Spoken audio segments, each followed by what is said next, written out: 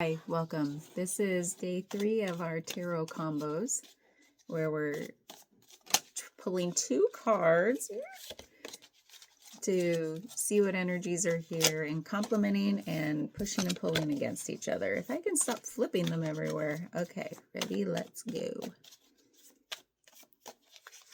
We have the Queen of Pentacles crossed by the Hierophant. Okay, this is fun. So we have the Queen of Pentacles. This is beautiful artwork. I think this is the Cosmic Slumber Tarot. She is usually like a mother figure or a wise-looking, serene woman holding her pentacle, usually looking very peaceful and nurturing. And then we usually have the Hierophant, who's a character who looks very wise, has a lot of knowledge, let's say. So how are these two complementing or working against each other? I like to think about how the ways that two energy, because there's truth in everything. So the Queen of Pentacles crossed by the Hierophant. So this is one of, let's do one word answers quickly. So this is, see what resonates with you. So I think about nurturing with her, because there are different mother cards in tarot, but she feels like the one who's like very comfortable in her self and also nurturing others. So she doesn't abandon herself to give herself to others. She can do both, and see how she's like in her power, looking very calm, serene, and caring for anything and everything around her. And she's in a lush garden, which is full of life. Okay, and the yellow feels very like elevated consciousness kind of color there as well. And then crossed by the Hierophant. So the Hierophant as a standalone is this energy of maybe feeling, though I like to say sometimes that it's like, what side are we on? Are we the one seeking a mentor, or are we the one trying to be the mentor? And in this case, and you know, it could be coach, mentor, trying to have the wisdom, trying to bestow wisdom to others, you know. So it feels like this person is, there's a lot of structure in the knowledge with this. It's not necessarily intuition. Okay, so it's more like, I've gathered a lot of knowledge and I've consulted the wisdom traditions of, you know, everything. So it's like gathering a lot of knowledge in order to bestow it or share it with others. And that's not necessarily a bad thing, but how might these at a high level, these energies feel very like unstructured and of the heart, like never ending giving, whereas this feels very like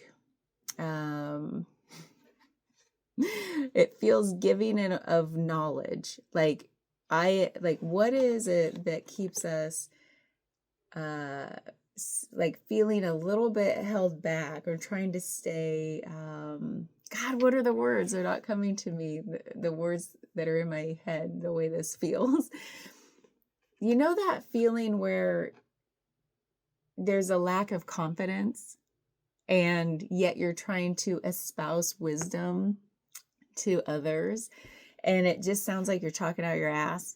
I don't think I've ever said that about the Hierophant, but the Hierophant here's in the challenge position of what might be a tug of war with this energy that's very seated in her confidence, in her self-worth, her power, and nurturing and giving, which is beautiful. What might try to pull away, what might try to detract you from really embodying that energy? It could be one of ego that says, I am trying to appear like I'm benevolent.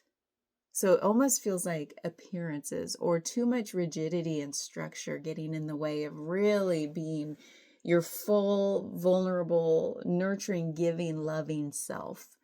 Not that she is saying, oh, I'm so vulnerable, but it's the fact that she doesn't put on airs or appearances about why she's able to embody that sincere, unconditional love. It's just from a place like she is love. And this feels like I have a lot to share with you, but it comes with a lot of like maybe bravado, whatever. So what is it that you feel like in your life is detracting you from embodying just pure unconditional love and nurturing for all that comes into your sphere? Is it anything to do with ego and like trying to appear to be something different, something in your mind, like how you want to appear versus just how you naturally are in your vulnerable self, which we're vulnerable, we're messy, we make mistakes, we maybe say the wrong thing, but at least it's infused with our intention, and people feel intention. And this feels like something's getting in the way of that, and it has like I'm putting on airs kind of a vibe. And with the Hierophant, you see like he has so many layers to his crown. And some people say that's like, I have a crown and I'm putting another crown on top and I'm putting another crown on top. Look how elevated I am. Look how powerful. Look how much authority I have. Look how wise I am. It just feels very much like appearances matter. But you know, there's still the part of the Hierophant that says you're seeking wisdom. So I like to think of the both and. So sure, we may be having a moment of like trying to appear to be something that we're not, or something more than we currently are. Like maybe we're like, or we have some qualities of the wisdom, but we want to appear even more wise, you know, that sort of thing. So it's like, what?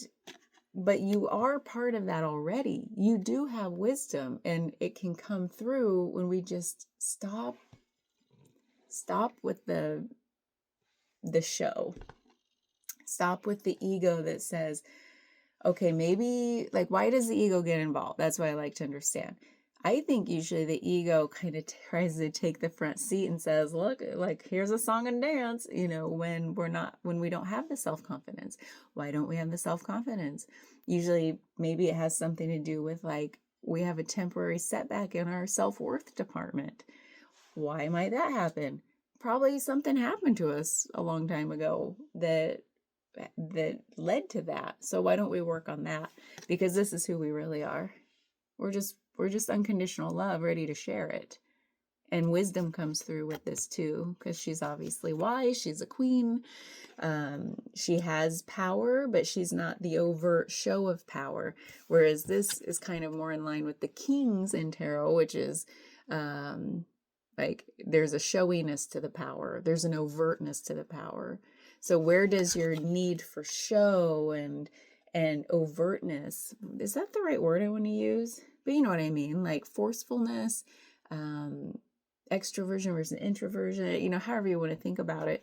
Where does that sometimes get in the way with just like simply sitting back and being full of your intention for unconditional love and letting people feel that versus see what you're trying to show them? Okay, so only you know where that shows up in your life. Me, sometimes I think through these videos, I've had some videos where I feel like I'm trying to have a wisdom that I that I feel like might be in there. Maybe not. I don't know. I just have to say that. I would have to assume, because the ego is so slippery, that there's got to be some of that in me, or else I wouldn't even maybe want to do these videos. But I think part of me wants to do these videos because now I've learned, like, I could do a whole video on this, but having a daily practice like this is like 3 birds with one stone. I don't like that analogy, but like I want to like do more with less. So like I want to the reason I should do a video about why I'm doing these, but part of it is I'm sure there's ego in there with this, like wanting to be seen, wanting to be understood, wanting to develop a craft that gets taken seriously. I don't know. I haven't thought too deeply. This is all riffing. But also I want to say more with less. So just 2 cards and really feeling into just 2 energies versus a whole spread, which I'll still do.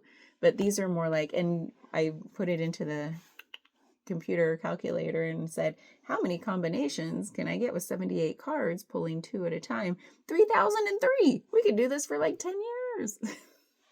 So I wanted a daily practice, because last year I did a daily practice, and through the practice, whatever, day by day, it was no great thing, but in hindsight, and like through the process, it was a great thing. So who knows what will come of this. So I love the unexpected, and no expectations, but the expectation that something will happen. I just don't know what it is, right? So, and also learning more about how I feel about the cards in the moment. So thanks for letting me talk about that. I should have just done an intro video to describe that. It has nothing to do with these 2 cards.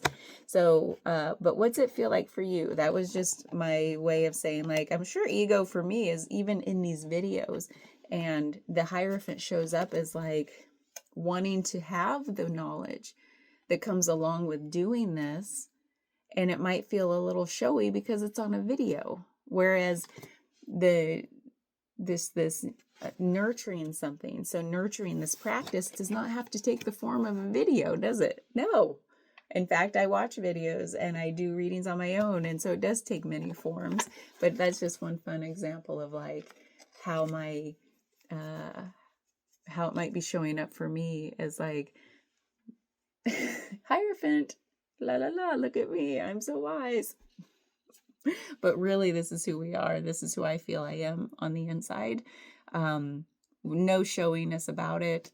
No expectation of anything other than the love of the craft, the love of whatever I'm doing in the moment. So what is it for you? Bye.